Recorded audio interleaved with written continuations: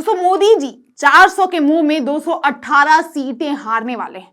दोस्तों एक सर्वे से पता चला है कि लालू यादव का बस एक बयान मोदी जी पे इतना भारी पड़ चुका है कि हो सकता है मोदी जी इस चुनाव हार भी सकते हैं।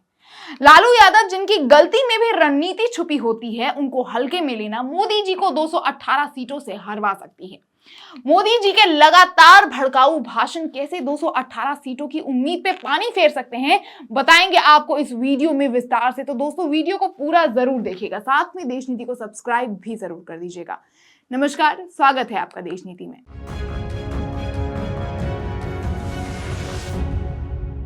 देश नीति केवल सच्ची और पक्की खबरें। दोस्तों देश की राजनीति के लिए एक मशहूर बात कही जाती है कि हमारे देश की राजनीति पैदा बिहार में होती है, बड़ी उत्तर प्रदेश में होती है और राज दिल्ली में करती है। कहीं ना कहीं ये सही भी है और ठीक ऐसा ही इस चुनाव भी हुआ है। बिहार के लालू यादव गलती से भी कोई बयान दे दे तो उसमें भी कहा जाता है कि रणनीति छुपी होती है, लेकिन उसके बावजूद भी लालू यादव का एक बयान पूरे देश में छा गया। कह रहे हैं कि मुसलमानों को आप लोग आरक्षण दे रहे हैं, ओबीसी का लेकर मुसलमानों को दे रहे हैं। रिजर्वेशन तो मिलना चाहिए मुसलमानों को। दोस्तों इस बयान को गोदी मीडिया में दिन रात अपने टीवी पे चलाया और अब मोदी जी के मुसलमान के प्रति इंडिया गठबंधन के भाषण को सच बता के पूरे देश को बरगलाया। लेकिन जैसा कि मैंने कहा दोस्तों कि मोदी जी और गोदी मीडिया के कारण बीजेपी को 218 सीटों से लालू यादव के इस बयान से हाथ धोना पड़ सकता है। वो इस कारण से कहा क्योंकि आंकड़े बताते हैं कि लोकसभा की 35 सीटें ऐसी हैं जहां पर मुस्लिमों की आबादी 30% से भी ज्यादा चल रही है और 38 सीटें ऐसी हैं जहां पर आबादी 30% के आसपास है। मुसलमान की जो आबादी है वो 30% के आसपास है।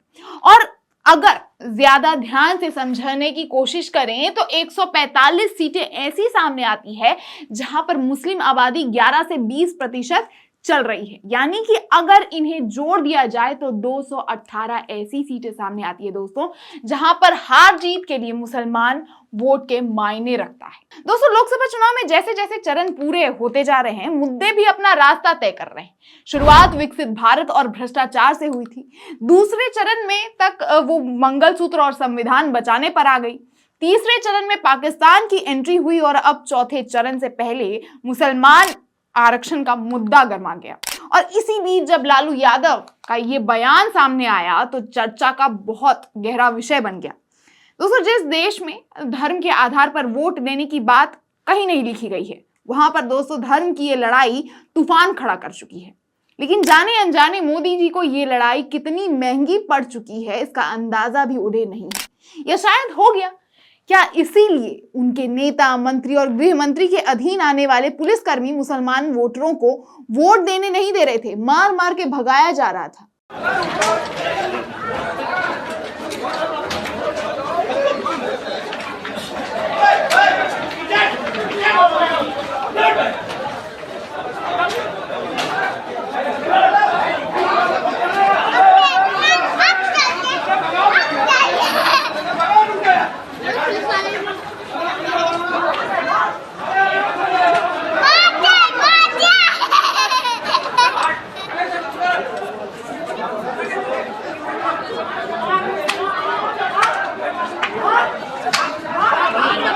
और क्या मोदी जी अब उन 218 सीटों पे हारने के डर से मुसलमानों के वोट नहीं दिलवाना चाहते हैं कि कहीं ये 218 सीट इंडिया गठबंधन को पूरी मिल ना जाए? वैसे लालू यादव राजनीति में माहिर खिलाड़ी हैं। गलती से भी वे अगर कोई बयान दे जाए उसके पीछे भी रणनीति होती है। जहां एक तरफ कांग्रेस इस बार दोस्तों अपने मुद्दों से कई लोगों को लुभा रही है, वहीं दूसरे तरफ लालू यादव का ये बयान मुसलमान वोटरों को आकर्षित कर रहा है। उनके बेटे तेजस्वी यादव भी युवा पीढ़ी और बेरोजगारों को खासकर अपने भाषणों से आकर्षित कर रहे हैं। दोस्तों क्या लगता है आपको, क्या लालू यादव का एक बयान मोदी जी को सत्ता से हिला देगा? अपनी राय हमें कमेंट सेक्शन में जरूर बताएं और वीडियो को ज्यादा से ज्यादा शेयर। और इस चुनावी माहौल में आपको देश नीति चुनाव के सारे अपडेट देता रहे, चुनाव के अपडेट्स हम आप तक पहुंचा पाएं, इसके लिए आपको देश नीति को सब्सक्राइब करना पड़ेगा। साथ में बेल आइकन भी प्रेस कर दीजिएगा ताकि आपको हमारे खबरों का नोटिफिकेशन तुरंत मिल जाए। बाकी आप देख रहे हैं देश नीति और मैं आपके साथ गेटी भाविया। देखते रहें सच्ची और बेबाक पत्रकारिता देश नीति के साथ। धन्यवाद।